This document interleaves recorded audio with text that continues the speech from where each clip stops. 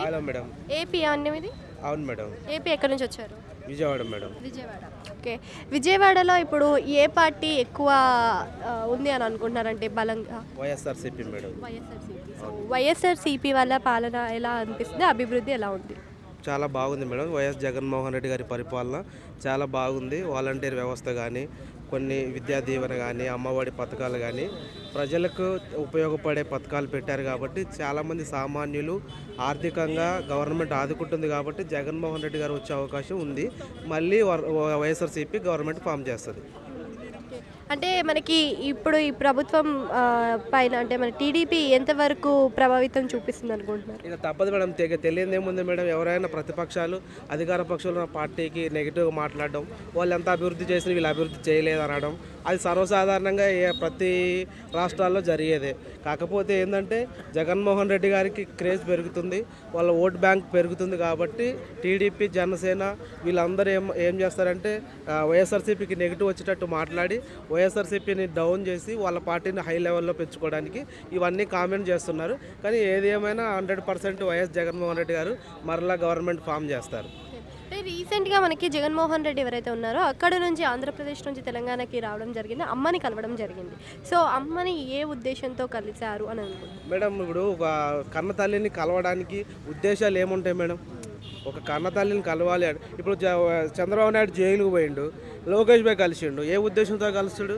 తల్లి తండ్రి కొడుకు ఆ ప్రేమ అనేది ఉంటుంది కాబట్టి ఫ్యామిలీ పరంగా, కుటుంబ పరంగా స్విచ్ పెట్టి వాళ్ళకి ఫ్యామిలీలో గొడవలు సృష్టించి వాళ్ళని హైడ్ చేసి ఏదో టీడీపీ కొంచెం ఏదో అట్లా హైప్ పెంచుకోవడానికి వారి కుటుంబ రాజకీయాల రీత్యా వాళ్ళు అట్లా చేస్తారు, వాళ్ళ ఆరోపణలు అనేది చేస్తారు.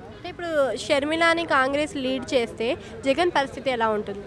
పరిస్థితి ఏముండదు మేడం. ఇప్పుడు రాజకీయంగా చూసుకున్న వాళ్ళిద్దరు సొంత అన్నా చెల్లెలు కాబట్టి ఖచ్చితంగా ఆమె వాళ్ళకి సపోర్ట్ చేస్తారు. జగన్ అన్న ఖచ్చితంగా సపోర్ట్ చేస్తారు.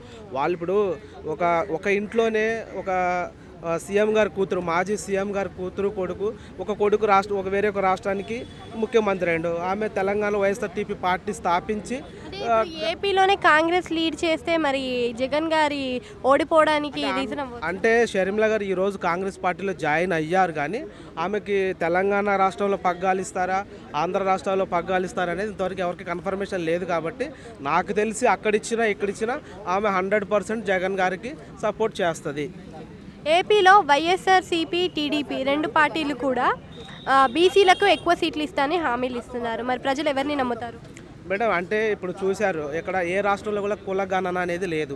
జగన్మోహన్ రెడ్డి గారు స్టార్ట్ చేశారు. ఇప్పుడున్న పరిస్థితులు కూడా చాలామందిని కొత్త ఇన్ఛార్జీలు నియమిస్తున్నారు. కొంతమంది ఎమ్మెల్యేని కూడా మార్చడం జరుగుతుంది. వాళ్ళని మార్చడానికి వ్యక్తిగత పగలేముండవు కదా వాళ్ళ మీద.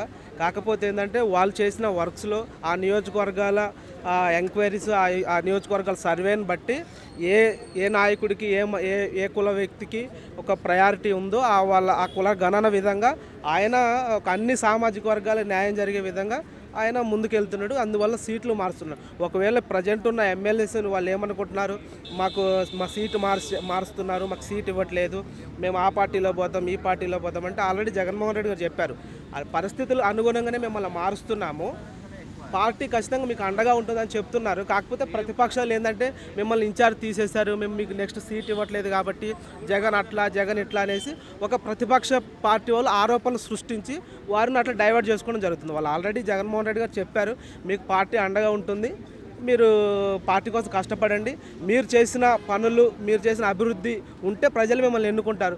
మీరు కొంచెం నెగిటివ్ చేశారు కాబట్టి సర్వే రిపోర్ట్లో కానీ, ప్రజల వ్యక్తిగత సర్వేలో కానీ, జగన్మోహన్ రెడ్డి గారి వ్యక్తిగత సర్వేలో కానీ వాళ్ళకి నెగిటివ్ అనిపిస్తే ఆ వ్యక్తిని మార్చడం జరుగుతుంది. Thank you.